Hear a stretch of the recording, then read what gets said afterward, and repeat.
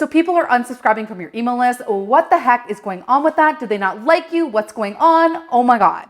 So in this video, I'm going to talk about why people unsubscribe and what you can do to handle it.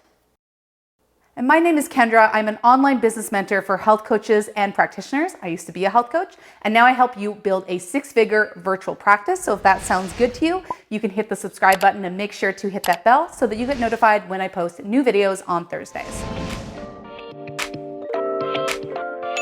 So it definitely doesn't feel good when you notice people are unsubscribing from your email list, right? Because you work really hard to get them. It takes a lot of effort to actually get people on your email list. So, it totally makes sense that you would not be stoked about people leaving your list. But I'm here to tell you that it's not actually as big of a deal as you think it is. So first, let's talk about why people actually unsubscribe. Number one, they just don't need your help anymore. So maybe you help women with their acne and maybe they've actually cleared their skin, so they don't need to get your helpful emails anymore about acne. So that's something to think about. Number two, their inbox is just really overwhelming. I mean, whose inbox is not overwhelming? Like, you should see my inbox.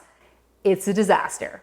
I have like 300 emails in there and I don't even know what to do with them. The truth is the inbox is kind of stressful. People are getting a ton of emails and maybe people just want to clean them out. They don't really want to be getting emails anymore. So it may not even be personal. It may just be that they want to clear out their inbox. Number three, maybe they just wanted your free opt-in. So maybe you gave away a recipe guide or a mini course and they just wanted that free thing and then they just wanted to move on. Because the truth is some people are just looking for free information and they just don't really have an intention of buying. And maybe once they get your free thing, they're fine and then they move on. Number four, maybe you just don't resonate with them. And that's okay because we're not gonna resonate with everyone, right? You don't like everyone you meet. It's not because you have a crappy personality, they just aren't vibing with you and that's totally okay. The people who are for you will connect with you and they will stick around. So how do we actually handle when there are people unsubscribing from our email list? So let's dive into this. I'm gonna start by giving you a super helpful tip that I actually wish that someone had told me before.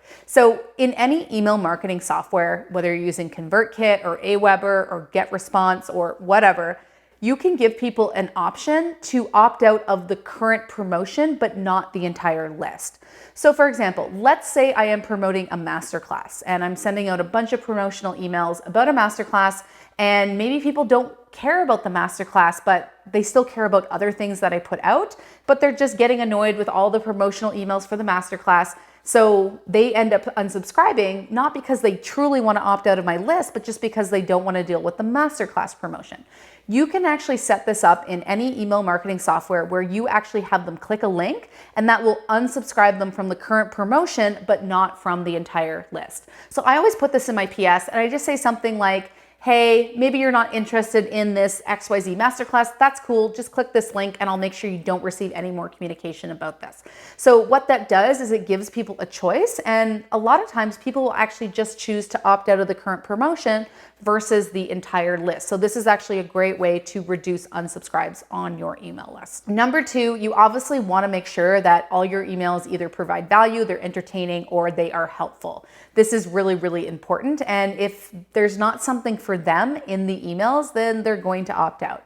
So you do want to make sure you're sending out really valuable content, maybe stories or lessons. Maybe you're just entertaining, you're connecting with them. Any of those things are great. But if you're sending out like really boring newsletters where there's a bunch of different things, there's a bunch of call to actions, that sort of thing, then people might actually not really be interested in seeing that. Number three is to be consistent. So it's interesting. In my Health Coach Accelerator program a couple months ago, I had a student who wanted to start launching a group program, but she hadn't actually communicated with her email list in multiple months, okay? And so her email list didn't know who she was anymore. They'd probably totally forgotten about her. And then of course, when she sent out an email, a bunch of people unsubscribed because they were like, who is this? Like, who is this chick in my inbox? Like, what the fuck is this, right? So this is something that may have happened to you, right? You may have seen this random email in your inbox and you're like, I don't even remember opting in for this list, probably because that person hasn't communicated with you for a very long time. So if you're not being consistent, then suddenly you're gonna pop into people's inbox and they're gonna wonder who you are and they're going to click unsubscribe. You wanna make sure that you come up with a realistic posting schedule to your email list.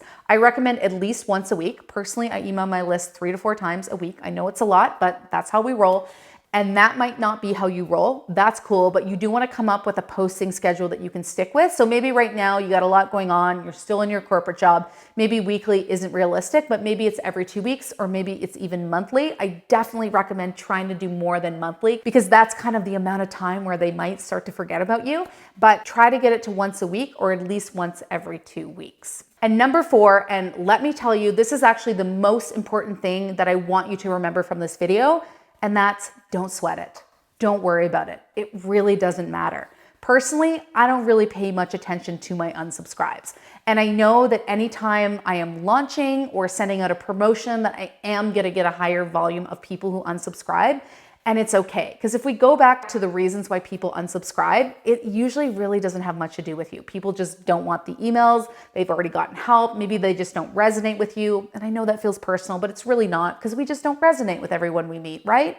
But for the most part, send them love, wish them well, and focus on the people who are still on your list because those are the people that are important. They are still there. They still want to hear from you. They are excited to receive your email. So focus on them and don't even worry about the unsubscribes. So let me know in the comments, how does this make you feel? Does this kind of take the pressure off when it comes to unsubscribes? Let me know if this makes it a little bit more easier.